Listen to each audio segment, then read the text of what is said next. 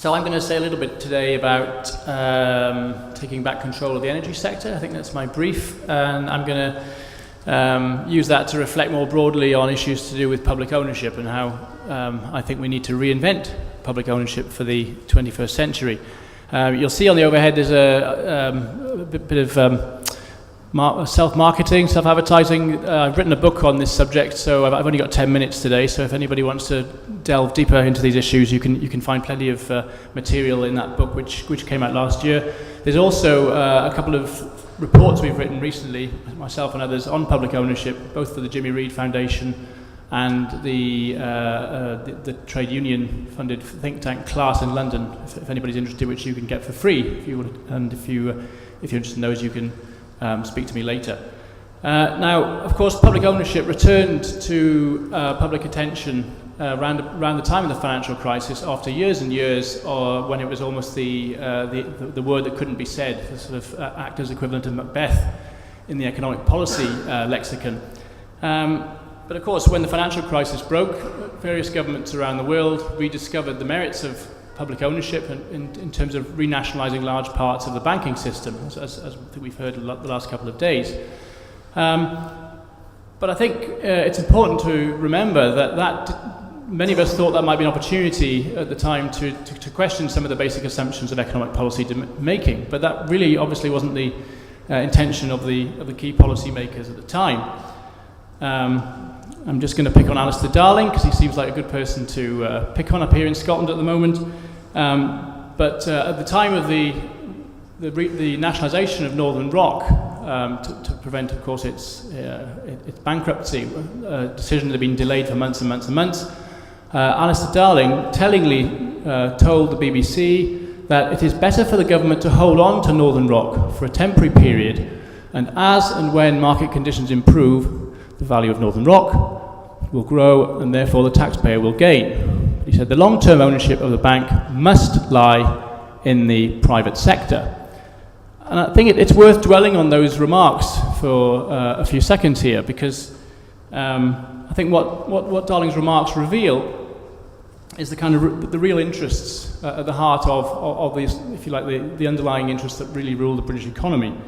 The idea that a bank like Northern Rock, which actually had only been in private hands for 10 of its 147 years, having been demutualised, of course, in 1997, the idea that its future must lie in private hands is obviously a willful neglect of the historical conditions behind a building society as it was that functioned pretty well until it was actually demutualised or privatised and then floated into the deregulated financial system. But I think what the remarks betray is really the continuing sense amongst British political and economic elites that private ownership and market relations, although we can talk about what they mean by market relations are sacrosanct and they cannot be challenged. And more profoundly, it really demonstrates in whose interests the economy is run and who gets decision-making power over the economy. And those are the key issues, I think, that are critical today. It also indicates whose interests are served by current economic decision-making. It's private vested interest over any sense of the common good. So my argument today, in case I get cut off or ramble on a bit too long, is that if we wish to, in the words of the conference, construct an economy for people and planet, we really need to reinvent what we mean by common or public ownership for the 21st century. We need to go, first of all, beyond the fixation with private ownership as the only means in the UK to run our economy, to discover the diversity of forms of ownership that we can use, and perhaps secondly, and something I won't have too much time to talk about today, but it's very much the theme of my book, that we need to rethink what public ownership means. We need to go beyond the old overly centralised, bureaucratic, state-owned models that were the characteristic of many Western economies in the post-1945 period. So, directing my remarks today really at the energy sector, I'll also demonstrate that actually outside the UK there is a growing rebellion against privatisation and private ownership of the utility sectors, and some really interesting models. Molly's already hinted at this in her talk this morning, some really interesting models and ways of running public or collectively owned energy services that are emerging in places like Denmark and Germany that I'll talk about towards the end. Okay, so privatisation, of course, which has been with us for quite a long time and continues to be with us in the form of the various austerity programmes that we see being rolled out across the European Union. It's sometimes forgotten that privatisation originally, in Thatcher's rhetoric as she tried to sell it to the British public back in 1970, or in her first government, 1979 to 83, it was all about creating a property-owning democracy. But in fact, what we now know about privatisation in the UK and further afield is it did the very reverse. Rather than democratise the economy, it actually created an incredibly concentrated set of ownership relations, which is shown by the graph that you can see here.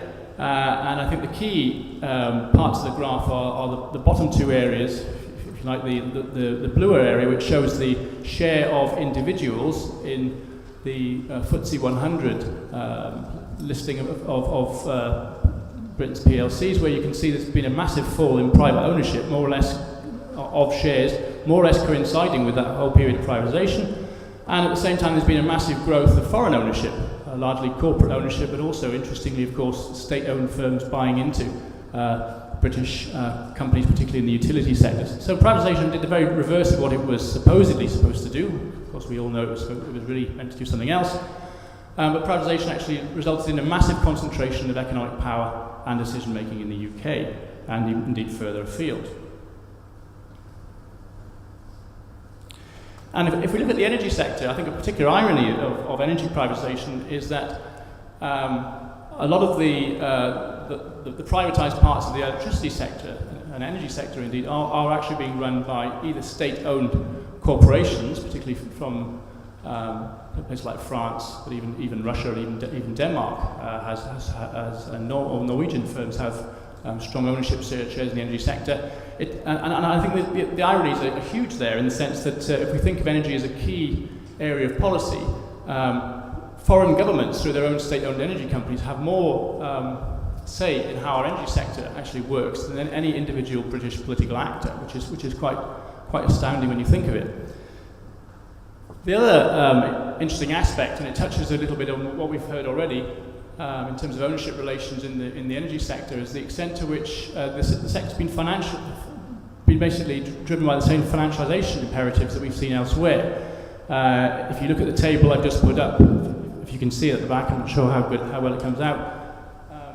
The table shows the ownership of the UK's regional electricity distribution companies, and apart from the fact that most of them are foreign owned, I think what's increasingly interesting and quite worrying is the extent to which hedge funds and private equity vehicles are increasingly taking a share of basic services. And the reason for that is that these are monopolies. They create huge returns, and therefore the electricity distribution network of the UK has been basically turned over to the rentiers. Somebody referred to them earlier, rather than fulfilling broader public service objectives.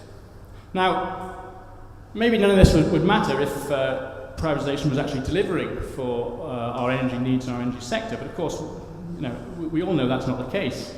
If we look at the three main real policy imperatives of energy, delivering cheaper and affordable energy, providing energy security, or even shifting away from fossil fuels, we know, and we go into it at some length in our report for the Jimmy Reid Foundation, the UK is failing monumentally on all three of those.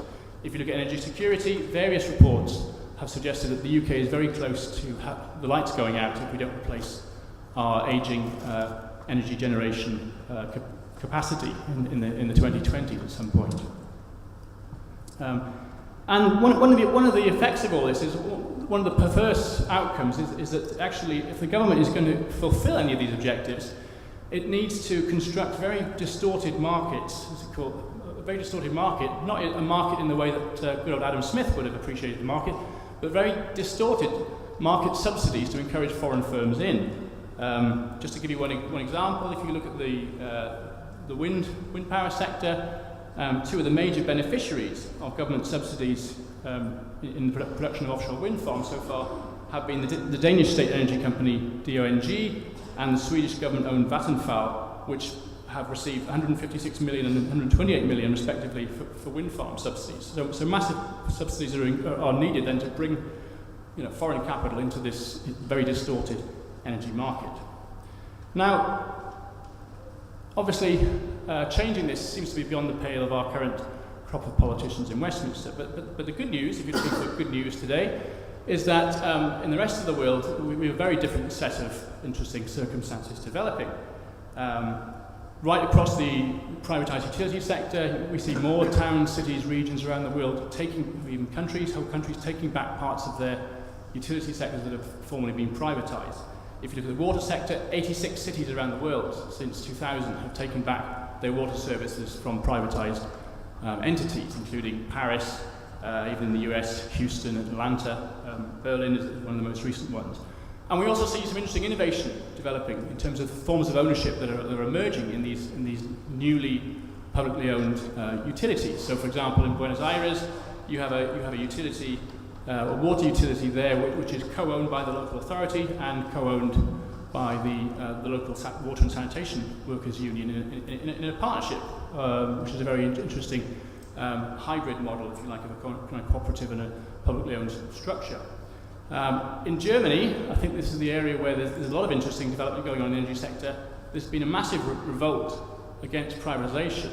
The German energy sector is very decentralised compared to the UK, so it meant that when a lot of when the sort of privatisation trend was underway in the 1990s, it was cities and regions that were basically putting out contracts to private sector companies. A lot of those contracts are now either coming up for renewal or being torn up. So largely because of the same deficits in privatisation that we've seen here.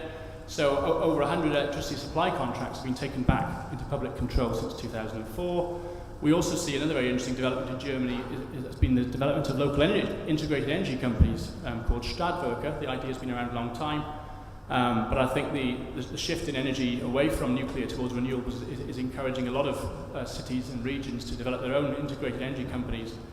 And one of the reasons they're doing this is for pragmatic public purse reasons. It's to do with the fact that various cities and regions have realised that when they privatise the energy sector, they actually allowed key assets and key revenue streams to go out to private hands.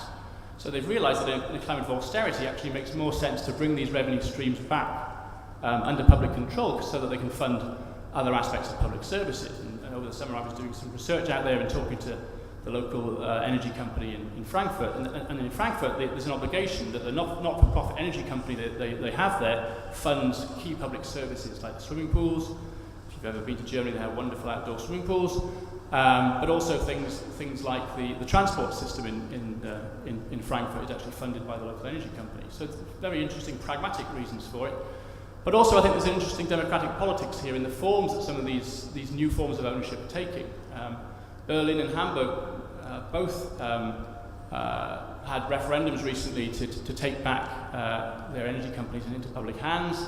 The Berlin one was unsuccessful. They got a majority of the vote voting for the proposal, but it didn't go through because it didn't cross the threshold of those who turned out. The Hamburg one has been successful, and what both these models do is they try to envisage a much more democratic and participatory form of ownership with a lot more citizen control. The other thing I'd point to in Germany that's been very interesting is the development of new decentralised networks of local energy companies coming together to produce their own renewable energy power. So the one I've mentioned here is Trianel, which is a network of about 40-50 city publicly owned energy companies that have constructed their own offshore wind farm in the North Sea very, very recently. So I think these are very, very interesting developments that hold perhaps the key to where we should be going in the future. Okay, the other place I think, and again I've written about this a lot more in my book, where, and Molly mentioned this, where there's a very interesting politics around energy and public ownership, is Denmark, where as most people will know, it's often been heralded as a country that's had an incredible revolution in shifting away from carbon-based fuel to renewables, and that's happened from a position where in 1979 Denmark was reliant on imported oil and gas for most of its energy, to a situation where by 2000 something like just under a third of its energy generation was actually coming from renewables. And the growth of wind farms and wind generation was very much a key part of that development. And what's been interesting about that is that's been mostly done through local cooperative forms of ownership, but with very strong national state mechanisms to encourage. We've already heard today about how you can encourage through your legal and your tax system to encourage wind farm development.